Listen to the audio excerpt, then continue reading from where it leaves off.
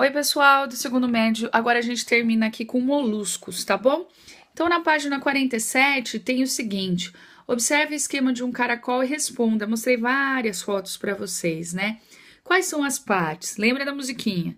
Cabeça, massa visceral e pé são as três, né? Então, a letra A seria a cabeça, que tem a cefalização. Letra B seria a massa visceral, onde ficam todos os órgãos. E letra C é o pé, que é responsável pela locomoção. Num caracol, qual é a importância da estrutura C, que seria o pé, seria para a locomoção do animal em terra, com certeza. O exercício 2 fala sobre o seguinte: qual a estrutura que produz a concha? A concha, ela é produzida por uma região epidérmica, que é chamado de manto, e ela recobre essa massa visceral, que é onde tem todos os órgãos. Um exemplo de molusco que não apresenta o corpo envolvido por concha é, por exemplo, polvos, tá ok? O terceiro, considere as seguintes características e dá todas as características. Fala principalmente de rádulas, par de nefrídeos para excreção, fala também de tentáculos sensoriais e a qual se trata. Nesse caso, o animal ao qual se trata seria a classe dos gastrópodes, que é aquele que tem a concha em formato de cone ou até mesmo redondinha, tá bom? Como, por exemplo, o caramujo. A letra B fala qual é a função do muco secretado pela glândula pedal e seria para o deslizamento. A gente já não pegou um desses animais na mão e viu que é meio nojentinho? Então, porque tem como se fosse uma gosminha que é eliminado para a locomoção. Os cefalópodes, por exemplo, que seriam as lulas, não tem essa glândula. O que é usado para a alimentação desses animais? Lembrando da rádula que serve para raspar aonde eles estão, tudo bem? Aí fala sobre um texto da lula gigante. Eu até cheguei a mostrar uma para vocês para facilitar a resposta desses exercícios. E diz o seguinte: lulas e polvos são considerados moluscos do tipo cefalópode. Justifique o nome dado a essa classe de moluscos. Lembrar que céfalo tem a ver com cérebro.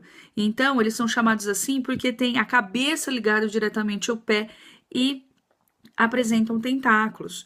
Qual a diferença entre lula e polvo? Nós sabemos que as lulas têm 10 tentáculos, o polvo tem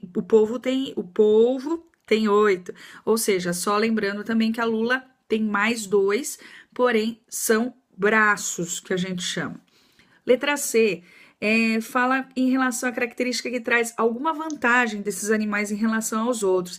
Lembra daquela glândula de tinta que eu falei que solta uma tinta preta, que tem o objetivo de prejudicar a visão do animal ao qual ele quer fugir, do qual ele quer fugir. Então, isso é importante. Depois, na página 48, fala do exercício D, seguinte coisa: cite 2 exemplos de moluscos que também são utilizados como alimento pelos seres humanos. Aí é fácil, né? Ostra se come, né? Escargot, mexilhões, mariscos, tudo isso é utilizado pela alimentação do ser humano.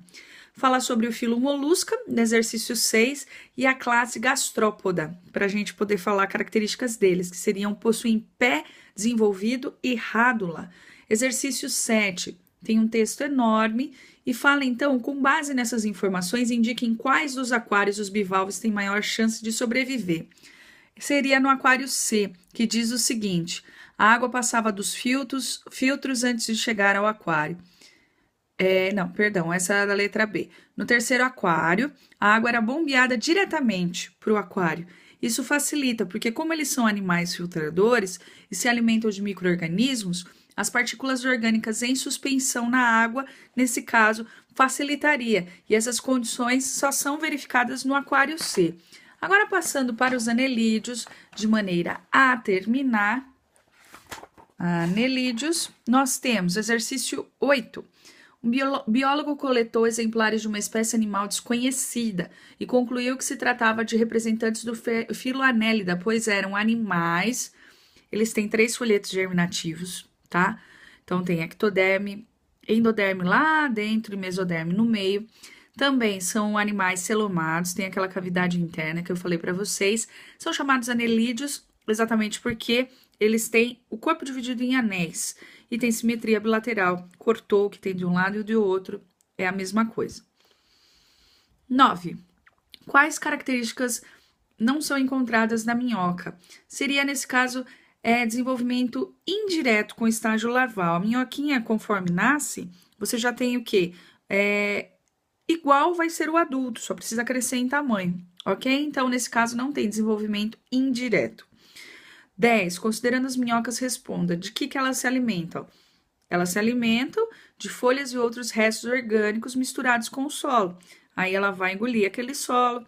Tem, então, a possibilidade de macerar aquele solo, pegar esses alimentos e o cocôzinho dela seria o humus, né? O que significa que esses animais, dizer que eles são hermafroditas, é que eles têm dentro deles, né, o sistema genital masculino e feminino, só lembrando que eles vão fazer a fecundação cruzada porque aumenta a chance de maior variabilidade genética. Eles se autofecundam? Não, conforme eu expliquei, troca, né, de gametas que acaba acontecendo.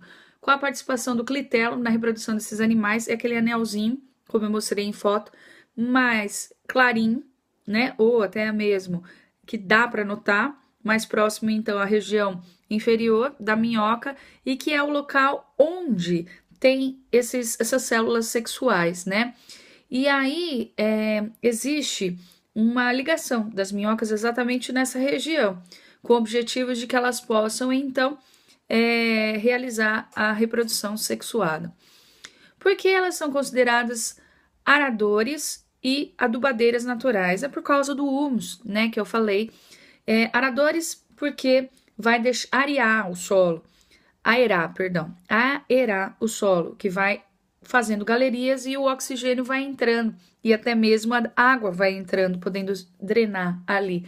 E adubadoras naturais, exatamente porque as suas fezes têm rica quantidade de nutrientes. Beleza, pessoal? Qualquer dúvida, estamos aqui e espero que vocês tenham um excelente desempenho na prova. Beijos!